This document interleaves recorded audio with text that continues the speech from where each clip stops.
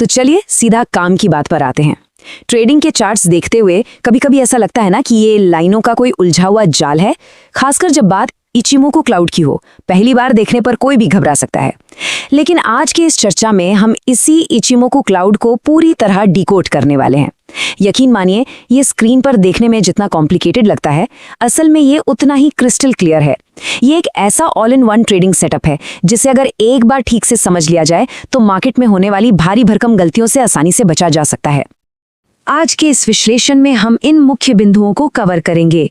सबसे पहले Ichimoku cloud का परिचय, फिर इसके 5 प्रमुख घटक, इसके बाद मार्केट ट्रेंड की पहचान और फिर ट्रेडिंग के लिए 3 कन्फर्मेशन।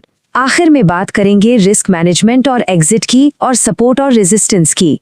तो शुरुआत करते हैं पहले हिस्से से, इचिमोकू क्लाउड का परिचय। मार्केट के फालतू शोर को पूरी तरह खत्म करना और आम ट्रेडिंग गलतियों से बचाना ही इसका इकलौता मकसद है।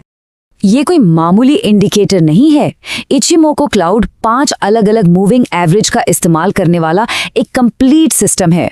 ये मार्केट को बहुत ही साफ 3 हिस्सों में बांट देता है, बुलिश, बियरिश या फिर चॉपी मार्केट। सबसे अच्छी बात यह है कि ये सिस्टम ट्रेडिंग से तुक्केबाजी या अंदाजे को पूरी तरह से बाहर निकाल फेंकता है और एकदम सटीक एंट्री या एग्जिट पॉइंट्स देता है। अब आते हैं दूसरे हिस्से पर, इसके 5 प्रमुख घटक। इस पूरे क्लाउड की बनावट को समझने के लिए इसके बुनियादी हिस्सों को जानना बहुत जरूरी है।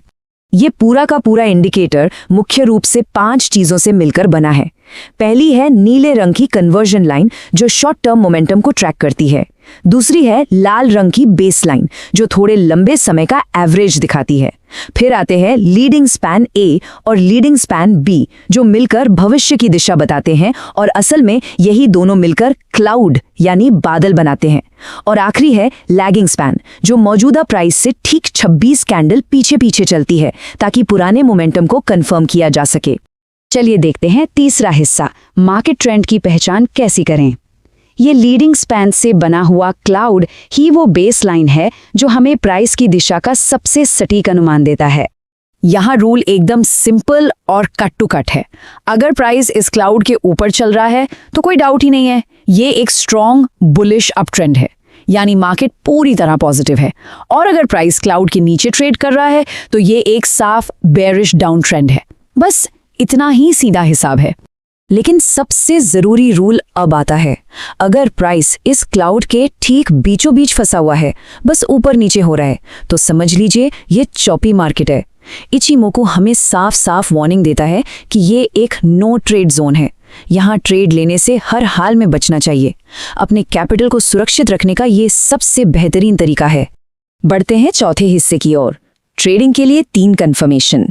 सही दिशा मिलने के बाद भी एक ट्रेड में एंट्री करने से पहले 3 पक्के सबूतों की जरूरत होती है। एक रिलायबल ट्रेड के लिए इन 3 चीजों का एक साथ होना बहुत जरूरी है। मान लेते हैं कि एक अप ट्रेंड बन रहा है, तो सबसे पहले प्राइस को क्लाउड पार करके ऊपर आना होगा। दूसरा, नीली कन्वर्जन लाइन को लाल बेस लाइन के ऊपर की तरफ क्रॉस करना चाहिए।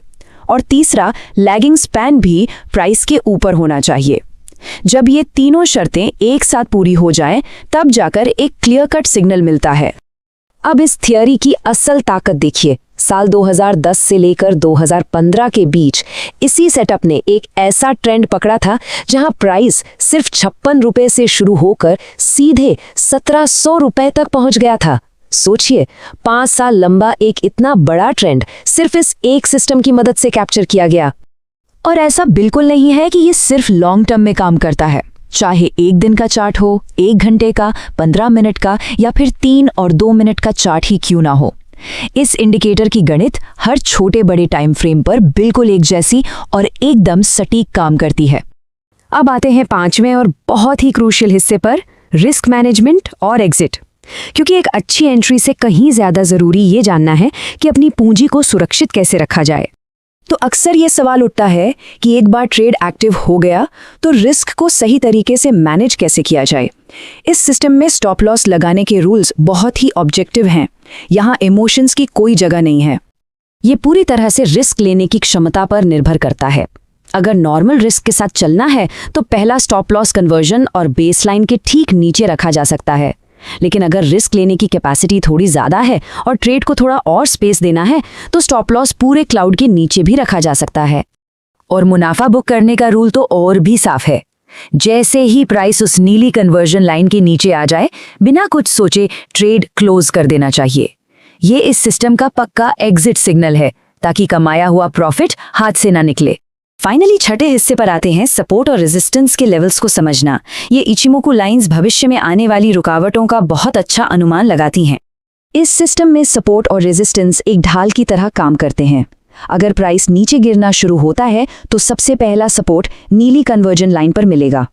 अगर वो टूट गया तो दूसरी ढाल लाल बेस लाइन बनेगी और आखिर में सबसे मजबूत और तीसरी दीवार खुद क्लाउड होता है।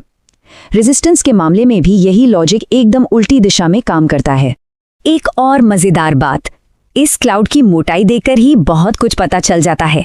अगर चार्ट पर क्लाउड बहुत मोटा है तो समझ लीजिए कि वो सपोर्ट या रेजिस्टेंस बहुत ज्यादा मजबूत है, उसे तोड़ना आसान नहीं होगा। वहीं अगर क्लाउड एकदम पतला सा है तो वो एक कमजोर लेवल है और टूट सकता है। ये विजुअल जानकारी सही फैसला लेने में बहुत काम आती है। तो अब सोचने वाली बात यह है, जब हमारे पास ऐसे सख्त और एकदम सटीक विजुअल इंडिकेटर्स मौजूद हैं, तो क्या इनका इस्तेमाल करने से ट्रेडिंग में होने वाला वो डर और लालच जिससे सबसे ज़्यादा नुकसान होता है, हमेशा के लिए ख़त्म हो सकता है? ये सच में गहरा सवाल है। उम्मीद है आज की ये चर्चा काफ़ी फायदेमंद रही होगी। सीखते रहिए और मार्केट्स को समझते रहिए।